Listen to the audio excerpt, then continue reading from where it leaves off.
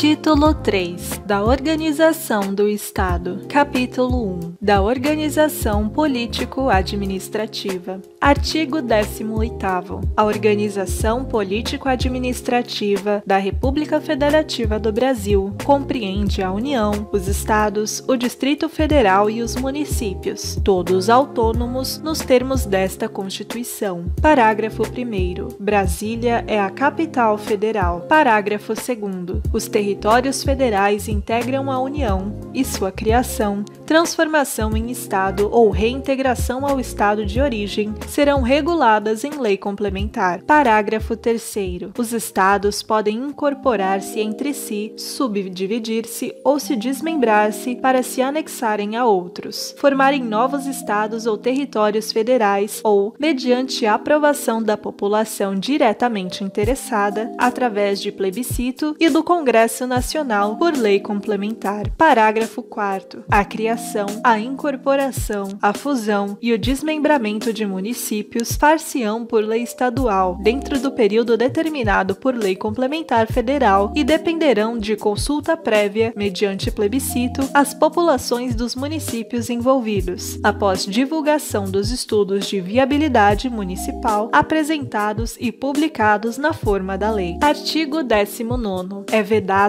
à União, aos Estados, ao Distrito Federal e aos municípios.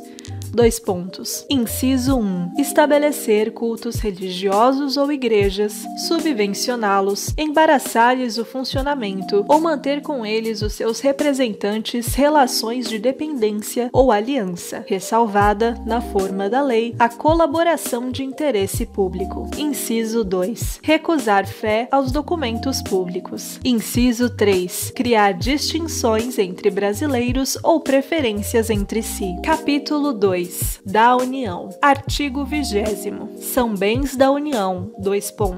Inciso 1. Os que atualmente lhe pertencem e os que lhe vierem a ser atribuídos. Inciso 2. As terras devolutas indispensáveis à defesa das fronteiras, das fortificações e construções militares, das vias federais de comunicação e à preservação ambiental definidas em lei. Inciso 3. Os lagos, rios e quaisquer correntes de água em terrenos de seu domínio ou que banhem mais de um estado, sirvam de limites com outros países ou se estendam a território estrangeiro ou dele provenham, bem como os terrenos marginais e as praias fluviais. Inciso 4º. As ilhas fluviais e os lacustres das zonas limítrofes com outros países, as praias marítimas, as ilhas oceânicas e as costeiras, excluídas destas, as que contenham a sede de municípios, exceto aquelas áreas afetadas ao serviço público e a Unidade Ambiental Federal e as referidas no artigo 26, inciso 2. Inciso 5. Os recursos naturais da plataforma continental e da Zona Econômica Exclusiva. Inciso 6. O mar territorial. Inciso 7. Os terrenos de marinha e seus acrescidos. Inciso 8. Os potenciais de energia hidráulica. Inciso 9. Os recursos minerais, inclusive os do subsolo. Inciso 10. As cavidades naturais subterrâneas e os sítios arqueológicos e pré-históricos. Inciso 11. As terras tradicionalmente ocupadas pelos índios. Parágrafo 1º.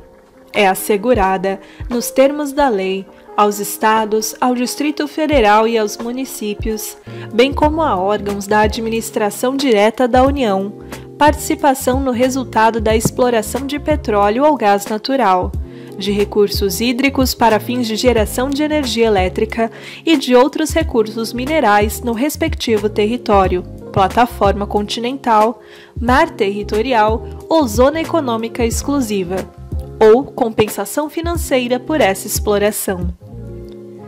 Parágrafo 2º.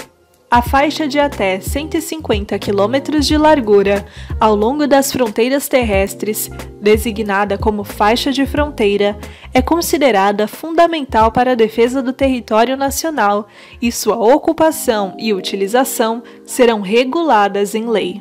Obrigada por escutar os nossos áudios e ficar até o fim do vídeo. Não se esqueça de curtir e compartilhar.